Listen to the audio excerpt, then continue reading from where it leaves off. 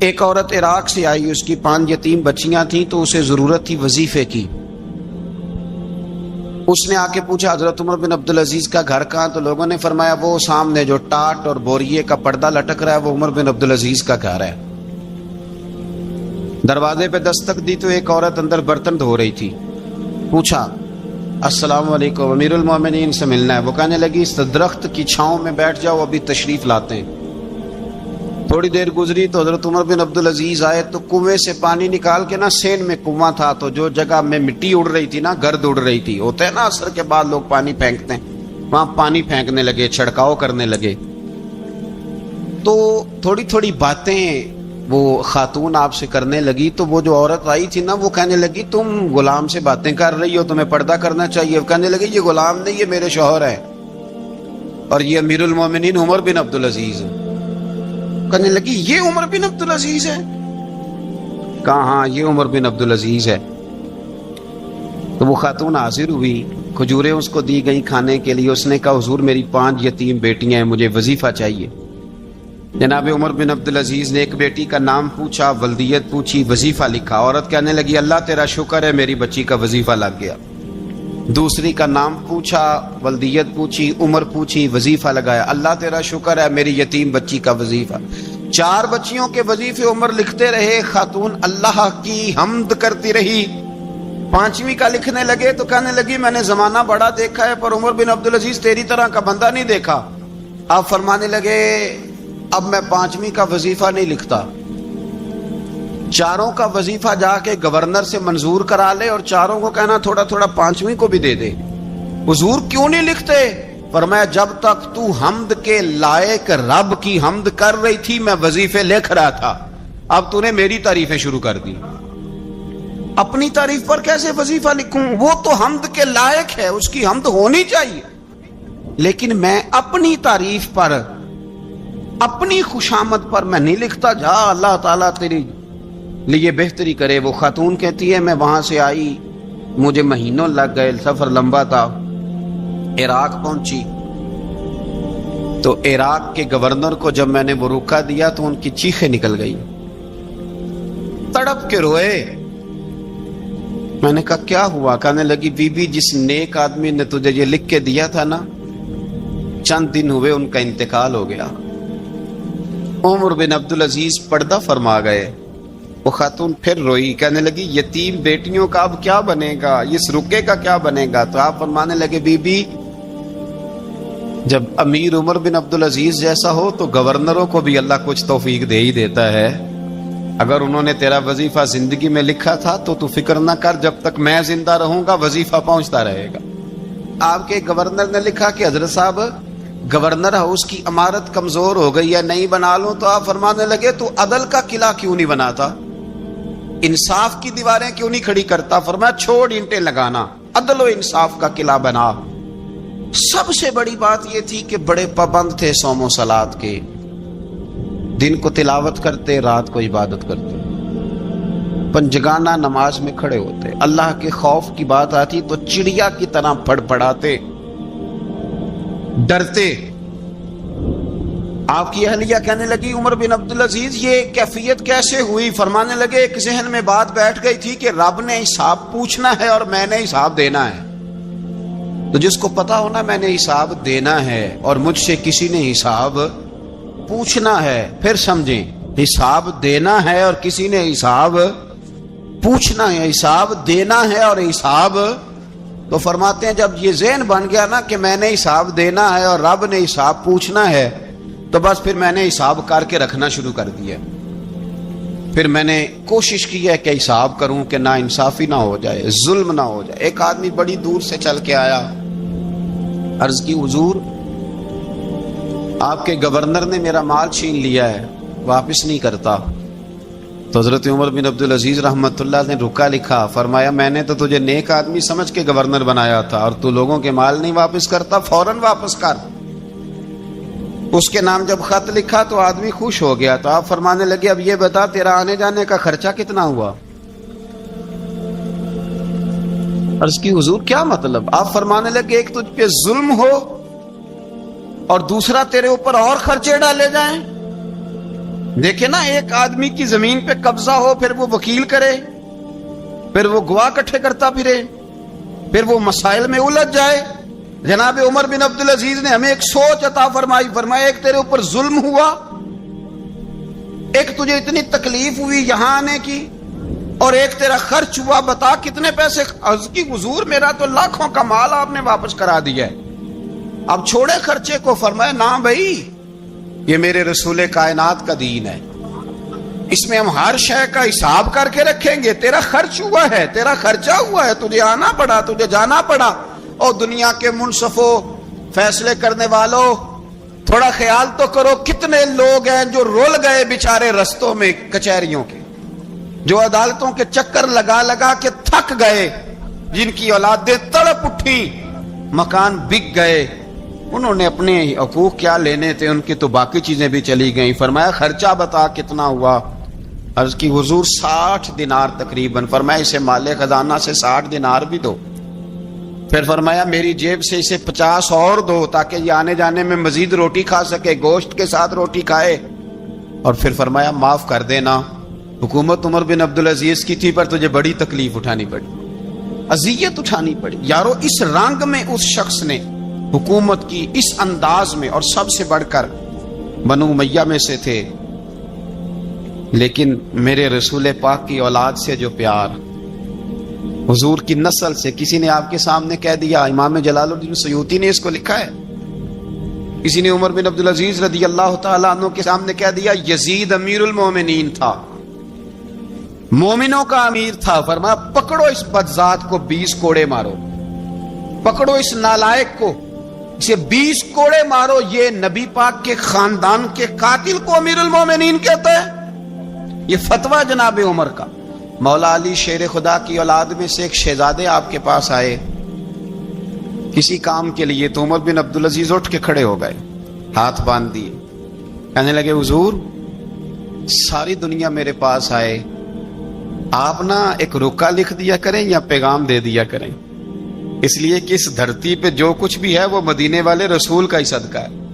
حضور کی اولاد سے پیار، نبی پاک صلی اللہ علیہ وسلم کے خاندان کے ساتھ محبت۔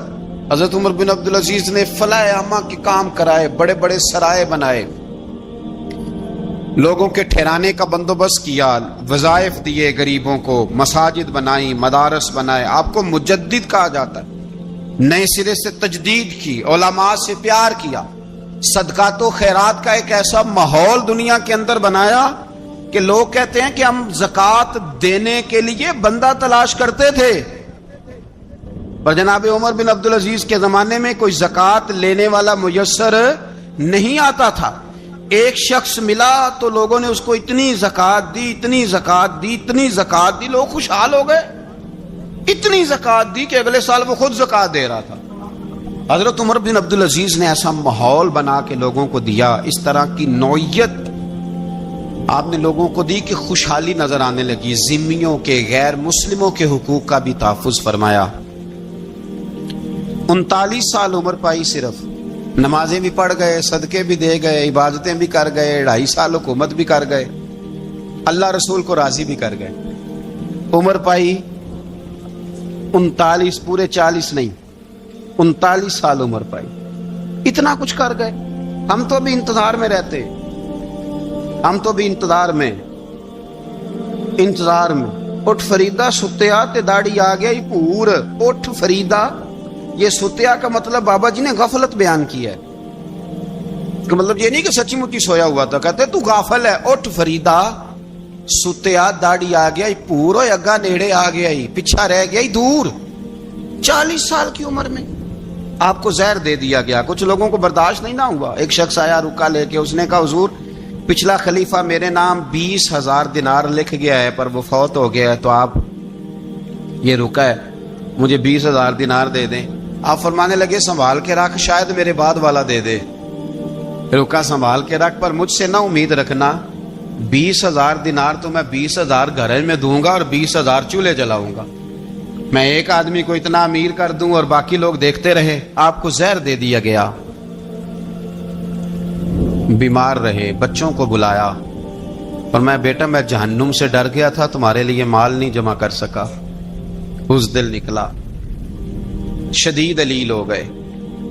وہ جو آیت میں نے پڑھی ہے نا، آپ کی اہلیہ کہتی ہیں کہ آخری وقت آپ کی زبان پر وہ آیت جاری ہوئی، تلک الدار الآخرۃ نجعلھا للذین لا یریدون علوا فی الارض ولا فسادا والعاقبۃ للمتقین۔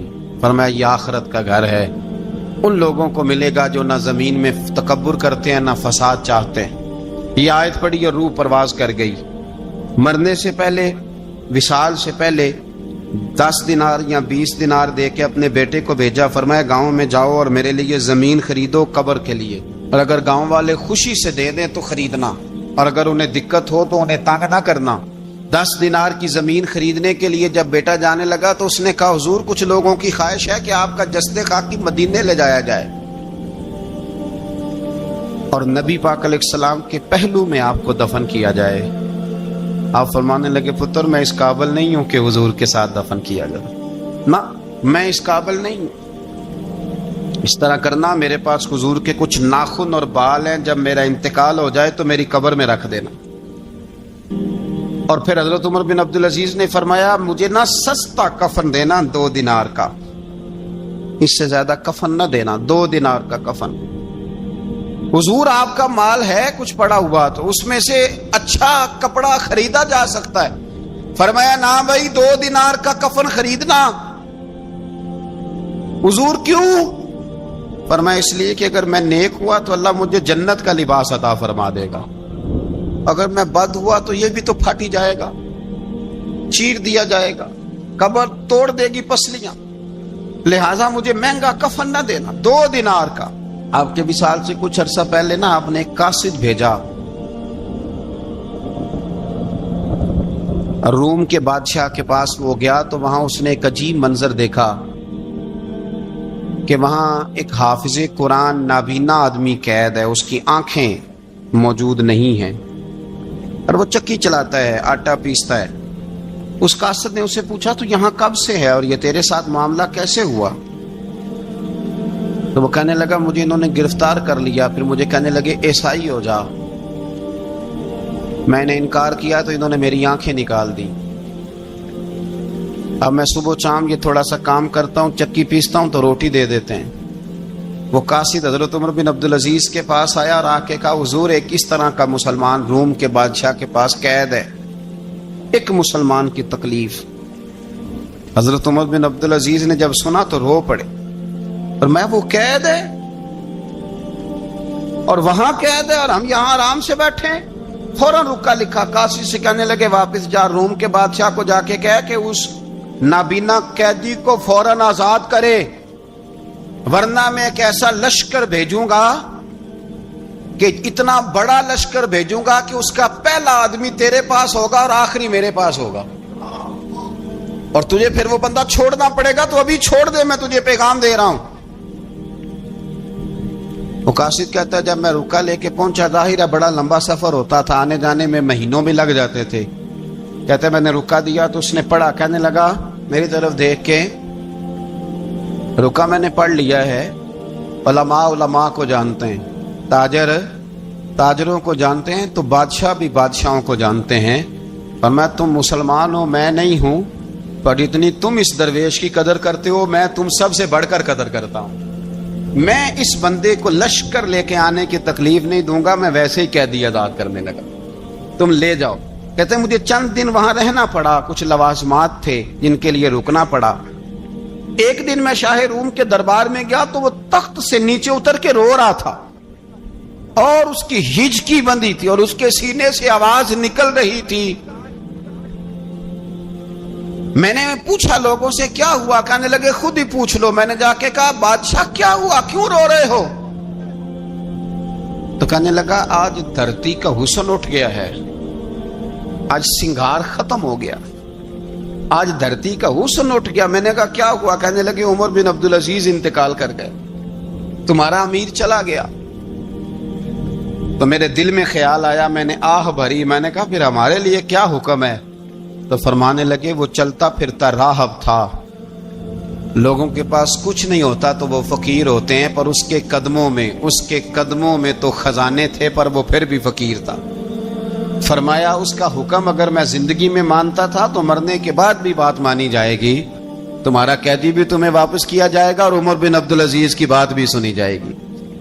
کسی نے حضرت عبداللہ بن مبارک سے کہا آپ بڑے زاہد ہیں، آپ نے دنیا چھوڑ دی۔ فرمایا میں تو عالم فاضل ہو کے زاہد ہوں، زاہد تو اصل میں عمر بن عبدالعزیز تھے جو بادشاہ ہو کے زاہد تھے۔ مالک بن دینار بھی کہتے تھے وہ بادشاہ ہو کے زاہد ہیں۔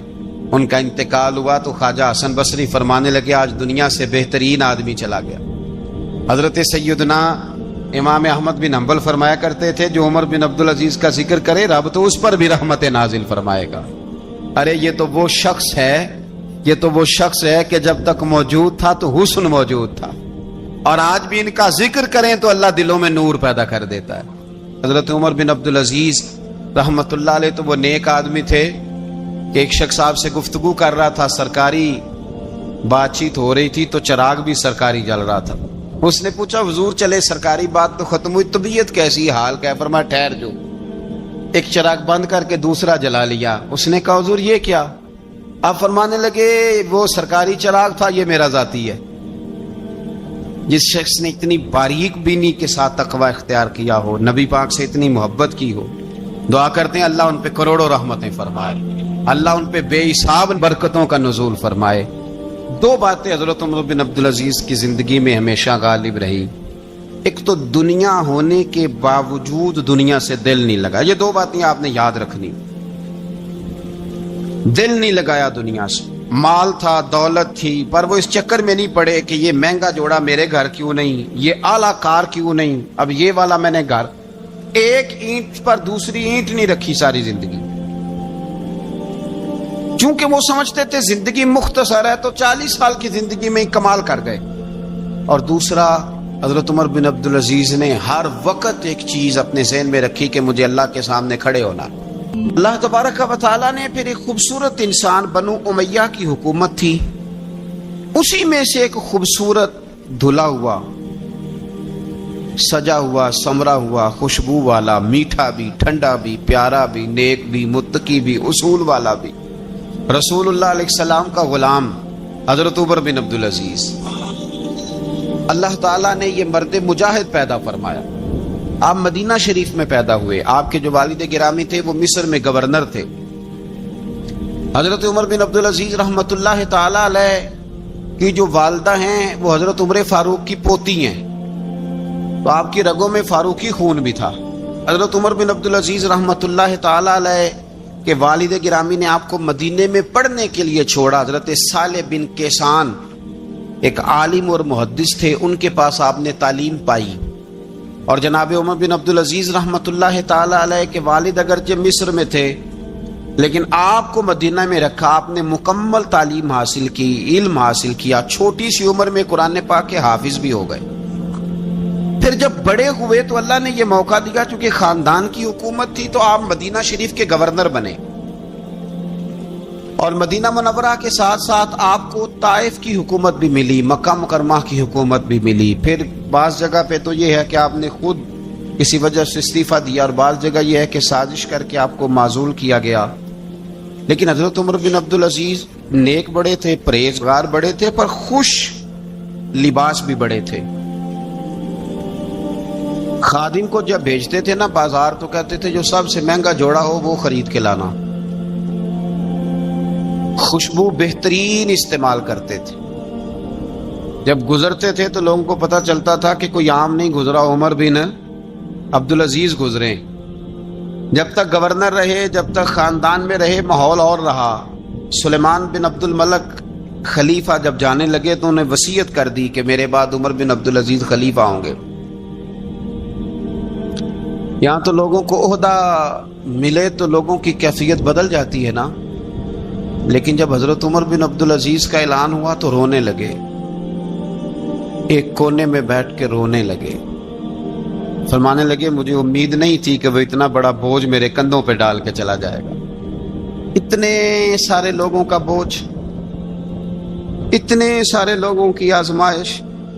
خیر چونکہ وصیت تھی، آپ کی بیعت لی گئی، بیعت لینے کے بعد آپ منبر پہ چڑھے تو فرمایا لوگوں میں تمہیں آزاد کرتا ہوں، اگر تم میرے علاوہ کسی کو حکمران بنانا چاہو تو مجھے کوئی اعتراض نہیں ہے. لوگوں نے کہا نہیں آپ ہی ہمارے حکمران ہوں گے.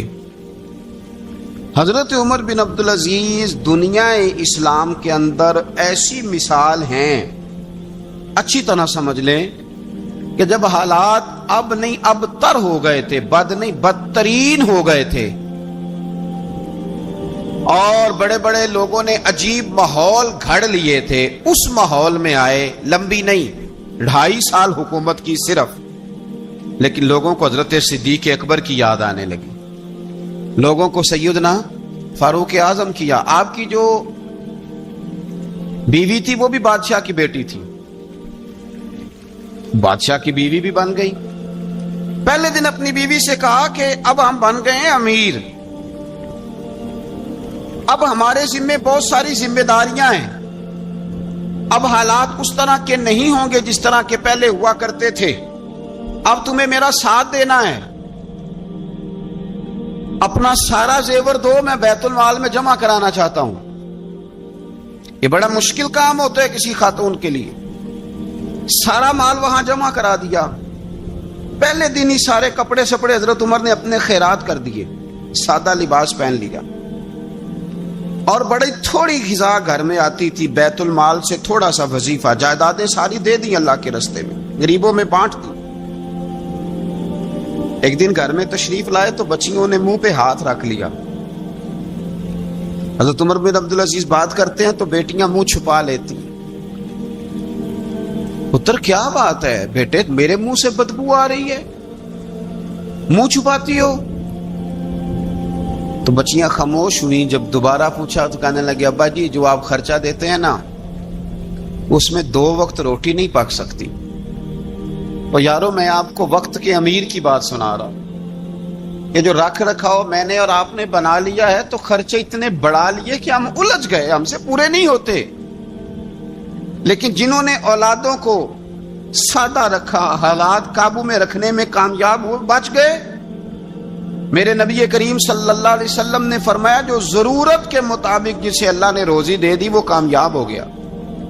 لیکن ہم بہت الجھ گئے، بہت دور نکل گئے. بیٹیوں نے منہ میں ہاتھ رکھا. پتر کیا بات ہے ابا جی،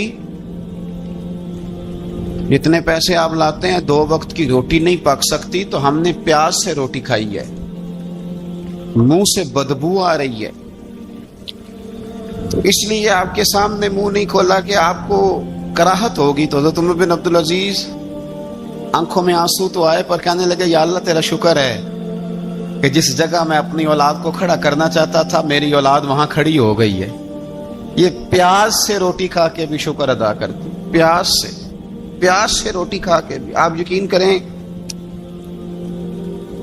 میرے ابا جی میری والدہ سے کہتے تھے کہ بڑولے میں گندم میں نے ڈلوا دی ہے، یہ میری ذمہ داری تھی، اب اچار کا ایک مرتبان بنا لے تو انشاءاللہ گرمیاں مسئلہ کوئی نہیں. میں نے دیکھا ہے انہیں پیاز سے روٹی کھاتے، میں نے دیکھا ہے وہ ایک پیاز سے روٹی کھاتے اور پیاز روٹی کے اوپر رکھ لیتے، اور آخر میں ان کا چہرہ جب ہم لوگ دیکھتے تو وہ کہتے اللہ تیرا کتنا شکر ہے، سوال نہیں کرنا پڑا، گندم بھی اپنی تھی، پیاز بھی اپنا تھا، گھر میں نے بچوں کے بیچ بیٹھ کے روٹی کھا لی. اور یوں لگتا تھا کہ وجود بھی ان کا سارا شکریہ ادا کرتا ہے صرف زبان میں. حضرت عمر بن عبدالعزیز نے اپنے گھر کے اندر عید والے دن بیٹیوں نے کہا ابا جی جوڑے پرانے ہیں، یارو ہو جاتا ہے، بس تھوڑا سا نا توجہ کی ضرورت ہے، ہو جاتا ہے، نئے کپڑے لینے ہیں. اب ایک گھر میں شادی ہوتی ہے تو اس گھر سے تعلق رکھنے والے ہر گھر میں شادی سمجھنے شروع ہو گئی. لاکھوں روپے کا مال صرف کپڑوں پہ، جوتوں پہ اور ان کے لوازمات پہ لگتا ہے. غربت کیسے ختم ہوگی؟ حالات کیسے ٹھیک ہوں گے؟ پردیس میں جانے والے واپس کیسے آئیں گے؟ کس طرح یہ ماحول ٹھیک ہوگا جب اخراجات اتنے بڑھا لیے جائیں؟ حضرت عمر بن عبدالعزیز رحمت اللہ علیہ کی بیٹیوں نے کہا عید پہ کپڑے لینے، ضد کی تو جناب عمر نے اپنے وزیر خزانہ کو خط لکھا، فرمایا 1 مہینے کی تنخواہ مجھے ایڈوانس دے دو، بیٹیوں کے کپڑے لینے ہیں. تو جب بادشاہ عمر بن عبدالعزیز جیسا ہو تو پھر وزیر بھی نیک ہی ہوتے ہیں. وزیر بھی نیک. تو وزیر کہنے لگا حضور کچھ باتیں آپ سے سیکھی ہیں, اگر اجازت دیں تو کر لوں. کہا جناب کرو. کہنے لگے آپ 1 مہینے کی تنخواہ ایڈوانس مانگ رہے ہیں, آپ 1 مہینے تک زندہ رہیں گے؟ یہ آپ سے سیکھی ہوئی باتیں. حضرت عمر بن عبدالعزیز کہنے لگے رب تیرا بھلا کرے, تو نے سوئے ہوئے عمر کو پھر سے جگا دیا. بیٹیوں سے آ کے کہنے لگے پتر پرانے کپڑے دھو کے پہن لو. اگر کپڑے دھو کے پہن لوگی اور پہن کے رب کی بارگاہ میں کھڑے ہوگی تو رب تو پہلے ہی بڑا قبول فرمانے والا ہے, اللہ تو پہلے ہی بڑا قبول کرنے والا ہے. تو صاحب یاد رکھیں, حضرت عمر بن عبدالعزیز نے اپنے گھر کے اندر یہ ماحول پیدا کیا, اپنے گھر کے اندر یہ کیفیات آپ نے بنائی, بنا کر کے سجائیں. میرے عزیز یاد رکھیں, کچھ چیزیں ایسی ہوتی ہیں جن پر انسان اگر توجہ کر لے تو آسانی سے معاملات ٹھیک ہو جاتے ہیں. حضرت عمر بن عبدالعزیز نے خود بھی سادگی اختیار کی, آپ کے بچوں نے بھی سادگی. ہوتا یہ ہے کہ جس طرح کا حکمران ہوتا ہے نا, رعایا پر اس کے اثرات ہوتے ہیں. یہ ایک اصولی بات ہے, جس طرح کا حکمران ہو رعایا پر اس کا اس طرح کا. ولید بن عبد الملک جب حکمران تھا نا, تو اسے عمارتیں بنانے کا بڑا شوق تھا, بڑی بڑی بلڈنگیں کھڑی کرنا, بڑے بڑے محلات بنانا. تو اس زمانے میں ہر آدمی بلڈنگ کی بات کرتا تھا, ہر آدمی جو ہوتا تھا وہ کسی نہ کسی نئے مٹیریل کی بات کرتا تھا, نئے نقشے کی بات کرتا تھا. جب سلیمان بن عبد الملک حکمران بنا تو سلیمان بن عبد الملک جو تھا اس کو شوق تھا شادیاں کرنے کا. یہ بھی شوق ہوتا ہے بادشاہوں. اس زمانے میں لوگ شادی کی بات کرتے تھے, نکاح کی بات کرتے تھے, بیاہ کی بات کرتے تھے. تو پورے ماحول کے اندر ایک چیز پیدا ہو گئی تھی. لیکن جب حضرت عمر بن عبدالعزیز کا زمانہ آیا تو وہ راتوں کو عبادت کرتے تھے, وہ وظائف پڑھتے تھے, وہ قرآن پاک کی تلاوت کرتے تھے, وہ اللہ کا ذکر کرتے تھے. تو پھر ایک ماحول بن گیا جو ذکر الہی کا ماحول تھا, پھر ایک ماحول بن گیا جو تقوی کا ماحول تھا, پھر ایک ماحول مارد وجود میں آیا جو پرہیزگاری کا ماحول تھا. عام عوام بھی اللہ کے ذکر کی باتیں کرنے لگی, عام ماحول بھی اس طرح. حضرت عمر بن عبدالعزیز نے سب سے پہلا یہ کام کیا کہ بادشاہی پروٹوکول ختم کرائے. ختم ہو گئے پروٹوکول. آپ نے فرمایا کوئی شاہی خاندان کا بندہ آئے تو کسی کا کوئی پروٹوکول نہیں ہے, میرا بھی کوئی پروٹوکول نہیں ہے. بلکہ آپ نے فرمایا کسی خطیب کو, کسی امام کو اجازت نہیں کہ میرا نام لے کے میرے لیے دعا کرے. سب مسلمانوں کے لیے دعا کرنا. فرمانے لگے الحمدللہ میں مسلمان ہوں, جب تم مسلمانوں کا نام لے کے دعا کرو گے تو میں بھی اندر ہی آ جاؤں گا. اضافی طور پر نام لے کے دعا کرنے سے بھی روک دیا. حضرت عمر فاروق رضی اللہ تعالیٰ عنہ خادم سے کہنے لگے بوڑھی سے پوچھو. تو پوچھا اماں السلام علیکم. وعلیکم السلام. اماں کیا بات ہے؟ تو اماں کہنے لگی جاؤ دوڑو, تمہیں کیوں بتاؤں, دیہات کی سیدھی سادی بی بی, جاؤ بھاگ جاؤ. کہا نہیں اماں مہربانی کرو, اندر تو آنے دو. بڑی منت کے بعد اماں مانی. عمر فاروق عام آدمی نہیں جس سے دنیا کامتی ہے. حضرت عمر اندر گئے. اماں کیوں پریشان ہو؟ تو اماں کہنے لگی تمہیں کیوں بتاؤں, میرا اپنا دکھ ہے. چل اماں بتا دے, تیری مہربانی. اماں کہنے لگی میں ایک بیوہ ہوں, بے اولاد ہوں, کوئی میرا سہارا نہیں. مجھے عمر فاروق سے بڑی شکایت ہے. میرے اوپر 25 دینار کا قرضہ چڑھ گیا ہے اور 3 دن ہو گئے میں نے روٹی نہیں کھائی, اور عمر نے میری خبر نہیں لی. حضرت عمر کو پتہ چل گیا اللہ وارث ہے, اس کا کوئی 2 4 10 ہزار ووٹ کوئی نہیں. ایک کو میکے سے 6 مربے نہیں لے کے آئی, ایک اکیلی تنے تنہا. اور بھائی جب اللہ کا خوف ہوتا ہے تو پھر انسان ان غریبوں کو بھی مناتا ہے. پھر ریڑی والے کی بھی اہمیت بڑھ جاتی ہے, پھر رکشے والے کی قدر بھی بڑھ جاتی ہے. حضرت عمر فاروق رضی اللہ تعالیٰ عنہ کہنے لگے اماں عمر سے شکوہ ہے؟ کہاں؟ جناب عمر کہتے ہیں میں نے ایک جملہ کہا تو اماں نے تو مجھے لاجواب کر دیا. میں نے کہا اماں عمر کو کیا پتا کہ تو بھوکی ہے اور مقروض ہے, اسے کیا خبر؟ تو اماں کہنے لگی کیا کہا تم نے؟ عمر کو خبر نہیں, اسے پتا نہیں. تو عمر سے کہو نا چھوڑ دے حکومت, اس کے حوالے کرے جو خبر رکھ سکتا ہے. کیوں بیٹھا ہے پھر؟ ہمارے حکمران کہتے ہیں ابھی میں صدمے میں ہوں, نکلوں گا تو بات کروں گا. نہ ادھر ادھر کی تو بات کر, یہ بتا کہ قافلہ کیوں لٹا. مجھے رہزنوں سے غرض نہیں, تیری رہبری کا سوال ہے. ہاں تجھے جواب دینا پڑے گا. حضرت سیدنا عمر فاروق رضی اللہ تعالیٰ عنہ سے اماں کہنے لگی نہیں خبر رکھ سکتا تو حکومت کیوں کرتا ہے, چھوڑتا کیوں نہیں؟ تو حضرت عمر کہتے ہیں میں کانپنے لگا. دوڑے گئے جناب عمر. میں نے کہا اس اماں کا 6000 ووٹ نہیں کہ اس کی قدر کی جائے. یہ اماں کوئی بہت آکسفورڈ یونیورسٹی کی ڈگری ہولڈر نہیں کہ اس کی بات مانی جائے. کہ لاوارث اور بیوہ بی بی. عمر دوڑے گئے, گھر سے اناج کا تھیلا کندھے پہ رکھا, 25 دینار بھی لیے, پکا پکایا کھانا بھی لیا. خادم کہنے لگا حضور مجھے دے دے میں اٹھا لیتا ہوں. تو حضرت عمر فرمانے لگے چل وعدہ کر قیامت کے دن بھی میرا بوجھ اٹھائے گا. کہنے لگا جی نہیں وہاں نہیں اٹھا سکتا. فرمایا پھر آج بھی نہ اٹھا, مجھے ہی اٹھانے دے, یہ میرا بوجھ ہے تو مجھے ہی. اماں کے سامنے 25 دینار بھی رکھے. پھر اماں کو حضرت فاروق اعظم نے 2 مہینے کا راشن بھی دیا, پھر پکا پکایا کھانا بھی دیا. معمولی آدمی کی بات نہیں کر رہا, 24 لاکھ مربع میل کا حکمران. حضرت عمر مدینے میں بیٹھ کے کبھی للکار دیں تو کیسر و کسرا کی ٹانگیں کانپیں. جناب عمر فاروق رضی اللہ کھانا کھلا کے اماں چارپائی پہ تھی تو عمر نیچے بیٹھ گئے. کہنے لگے اماں چل عمر کو معاف کر دے, چل چل جانے دے, کوئی عرض نہیں, بیچارے کو پتہ نہیں چلا. تو اماں کہنے لگی تو نے پھر عمر کا ذکر چھیڑ دیا. بیٹے میرے گھاؤ بڑے گہرے ہیں, میرے زخم بڑے سخت ہیں, کلیجہ پھٹے تو تجھے دکھاؤں کتنی تکلیف میں ہوں. میں تو پکا ہوا پھل ہوں, کسی وقت بھی دنیا سے چلی جاؤں گی. میں نے عمر کو معاف نہیں کرنا. جب میں قبر میں جاؤں گی نا, نبی کریم علیہ السلام آئیں گے تو میں عمر کی شکایت کروں گی. میں کہوں گی حضور اس سے پوچھئے یا رسول اللہ بیوہ اور بوڑھی کا خیال ہی نہیں کیا. تو آپ کے غلام کہتے ہیں میں نے عمر کو کبھی اتنا روتے نہیں دیکھا جتنا آج روئے. کہنے لگے اماں عمر کو میں جانتا ہوں وہ کمزور ہے, یہ شکایت نہ لگانا, وہ کمزور ہے, مقابلہ نہیں کر سکے گا, یہ شکایت نہ لگانا, چل معاف کر دے. تو اماں کہنے لگی اچھا تو مجھے کچھ اچھا لگتا ہے, جا تیری خاطر عمر کو معاف کیا, تو پیارا لگا ہے, جا معاف کیا, تیری خاطر معاف کیا, تیری خاطر عمر کو معاف کیا. حضرت عمر فاروق کہنے لگے مجھے لکھ کے دو. کون اتنے جتن کرتا, کون؟ کسی سے کہنا جا اپنی اماں کو منا لے, تو کہتے ہیں نہیں میری غلطی کوئی نہیں تو مناؤں کس بات پہ, ہمیں تو 20 دلیلیں آتی ہیں. جا ابا کے پیر پکڑ لے. پتہ ہے نبی پاک علیہ السلام نے فرمایا جس کا باپ راضی ہوگا اسی کا اللہ راضی ہوگا, اور جس کا باپ ناراض ہوگا وہ سارا دن وظیفے پڑھے, اس کا اللہ راضی. یہ ابو داؤد شریف کی حدیث ہے. نہ جی بڑی مہربانی پیسے نہ لائیے گا. اب بات سنیں, وہ بھی میں سمیٹنے کی طرف آ رہا ہوں, ختم کر رہا ہوں, آپ میری بات پہ توجہ رکھیں. عزیز بھائی, نبی کریم صلی اللہ تعالی علیہ وسلم نے جو اپنے غلاموں کی تربیت کی تو حضرت عمر فاروق کہنے لگے لکھ کے دو, لکھ دو. تو اماں کہنے لگی آپ لکھیں میں سائن کر دیتی ہوں, آپ لکھ دیں میں سائن کرتی ہوں. حضرت عمر نے لکھا فلاں بنت فلاں کو عمر سے شکایت تھی.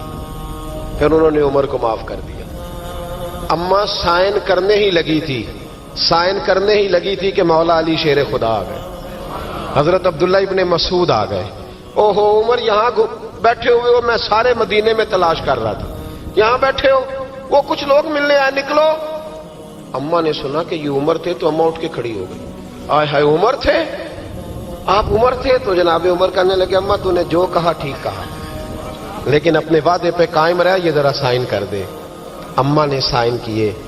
تو حضرت عمر فاروق فرمانے لگے علی آ گئے ہو تو بطور گواہ تم بھی دستخط کر دو.